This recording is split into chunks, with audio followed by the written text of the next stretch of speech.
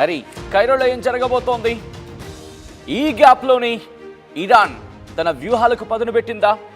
ఇజ్రాయెల్పై వ్యూహాన్ని ఇరాన్ మార్చిందా అంటే అవుననే మాట వినిపిస్తోంది. అటువంటి డిస్కషన్ జరుగుతోంది.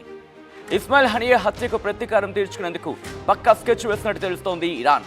ఇజ్రాయెల్ మంత్రులు, టాప్ కమాండర్స్ను టార్గెట్ చేయాలంటూ కూడా ప్లాన్ చేస్తున్నట్టుగా తెలుస్తోంది.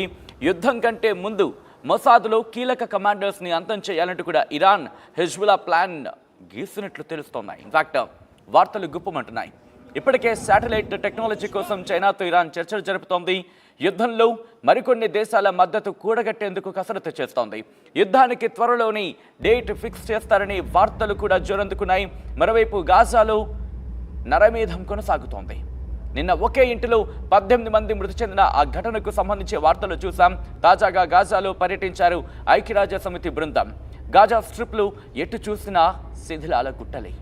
మొత్తం 10 నెలల్లో 40,000 మందికి పైగా మృత్యువాత పడ్డారంటే అక్కడ పరిస్థితి అర్థం చేసుకోవచ్చు.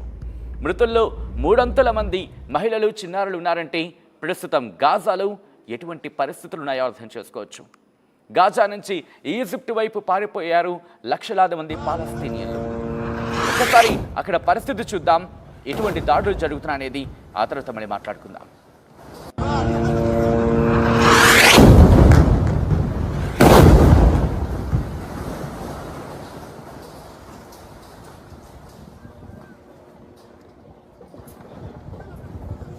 గాజాలో తాజా పరిస్థితిది. ఎక్కడో చోట ఏదో సమయాన రాకెట్ దాడులు, బాంబుల శబ్దాలు, లేకపోతే డ్రోన్ల అటాక్స్, వీటితోనే ఇటు గాజా వణికిపోతోంది. ఖాన్ యూనిస్ శరణార్థులకు సంబంధించి మాట్లాడుకుంటూ ఉంటాం. గాజా స్ట్రిప్లో ఇటు ఈజిప్ట్కి సంబంధించి రఫా బోర్డర్కి దగ్గరగా, అవును, ఈజిప్ట్కి గాజాకి రఫా సరిహద్దు ఉంటుంది. ఖాన్ యూనిస్కి సంబంధించి కరెక్ట్గా ఒక 3 అంతులనే చెప్పుకోవాలి. కాస్త దగ్గరగా ఉంటుంది. ఒకంత మాత్రమే 3 అంతుల గాజాలో ఒకంతకు సంబంధించి అది దగ్గరగా ఉంటుంది ఖాన్ యూనిస్. అక్కడ శరణార్థులు ఉంటూ ఉంటారు. ప్రస్తుతం ఆ శరణార్థులు గగ్గోలు పెడుతున్నారు. ఇటు గాజాలో ఉండలేక, అటు బయటకు వెళ్ళలేక. ప్రస్తుతం దీనికి సంబంధించి శాంతి చర్చలు జరుగుతున్న వేళ ఎక్కడా కూడా ఇరాన్, ఇజ్రాయెల్ సంబంధించి శాంతి చర్చలు కొలికి రావట్లేదని చెప్పుకోవాలి. ఇన్ఫ్యాక్ట్ ఇక్కడ నేరుగా ఇరాన్ ఎక్కడ ఇన్వాల్వ్ కావట్లేదు. హమాస్కి సంబంధించి హమాస్కి ఇజ్రాయెల్ మధ్య శాంతి చర్చలు అనే మాట వినిపిస్తున్న తరుణంలో హమాస్ ఎక్కడ కూడా ఇజ్రాయెల్ ప్రపోజల్స్ని ఒప్పుకోవటం లేదు. ఇజ్రాయెల్ కూడా దాదాపుగా హమాస్ ప్రపోజల్స్ని ఒప్పుకోవటం లేదు. ఇన్ఫ్యాక్ట్ కొద్దిసేపటి క్రితం ఇటు ఇజ్రాయెల్ ఇన్ఫ్యాక్ట్ హమాస్ స్టేట్మెంట్ ఇచ్చింది.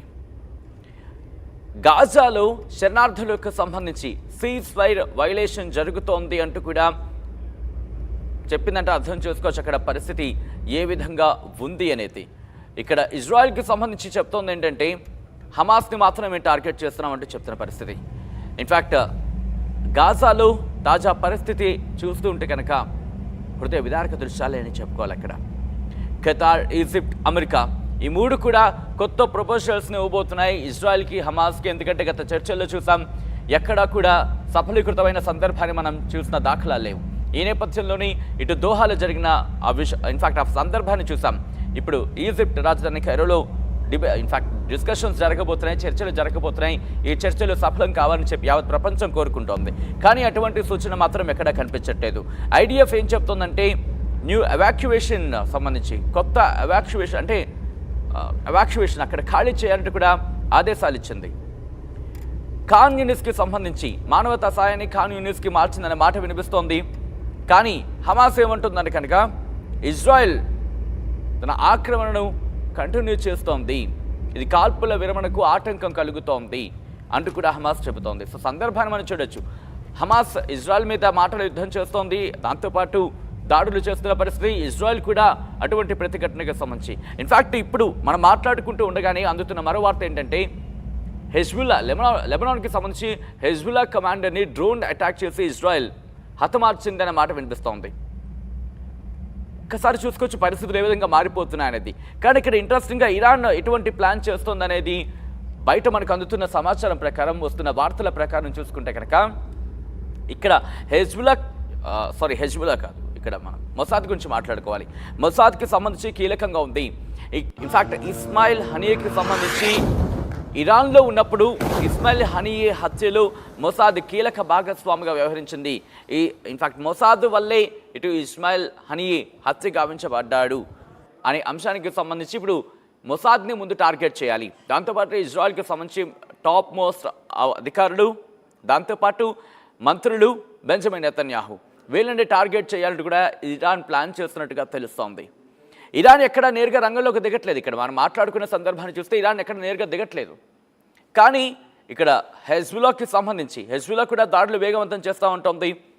ఈ నేపథ్యంలోని కింద యెమెన్కి సంబంధించి హూతీ రెబల్స్ కూడా అటువంటి పరిస్థితి మనం చెప్పుకోవాలి. ఇటు హెజ్బుల్లా, ఇటు హూతీ రెబల్స్, అటువైపు హమాస్, ఈ మూడిటి మధ్యలో ఇజ్రాయెల్ దాడులను ఎలా ఎదుర్కొంటుంది, ఎలా ప్రతిఘటిస్తుంది అనే అంశానికి సంబంధించి చర్చ జరుగుతున్న వేళ ఈ దాడి తీవ్రమైన నేపథ్యంలో ఎప్పుడైతే ఇజ్రాయెల్ మీద ఒత్తిడి ఎక్కువగా పెరుగుతుందో అప్పుడు బరిలోకి దిగాలి, అప్పుడు రంగంలోకి దిగాలి.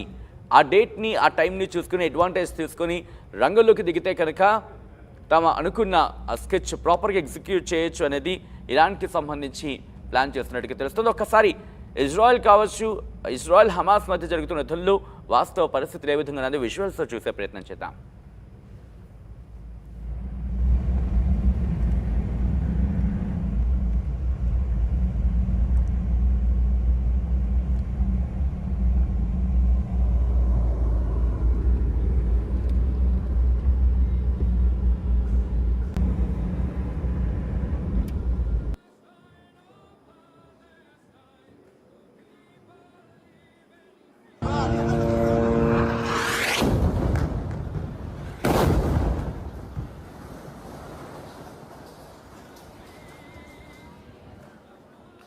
విజువల్స్లో మీరు చూస్తున్నారు ప్రస్తుతం ఇరాన్కి సంబంధించి మద్దతుగా అక్కడ వాళ్ళు నిరసన వ్యక్తం చేస్తున్న పరిస్థితి. ముఖ్యంగా అక్కడ ఇంట్రెస్టింగ్గా చూసే ప్రయత్నం చేద్దాం. ఒకసారి ఆ విజువల్ని చూసే ప్రయత్నం చేద్దాం. ఎందుకంటే గాజాలో యుద్ధం ఆగాలి అంటూ కూడా వాళ్ళు కోరుకుంటున్న పరిస్థితి. గాజాలో ఇజ్రాయెల్ యుద్ధం ఆగాలంటూ కూడా ఇరాన్ మద్దతుదారులు అక్కడ వాళ్ళు ర్యాలీ చేపట్టిన విజువల్స్ మనం చూస్తున్నాం. ఆర్టీవీ స్క్రీన్ మీద ఎక్స్క్లూజివ్గా మీరు చూస్తున్నారు.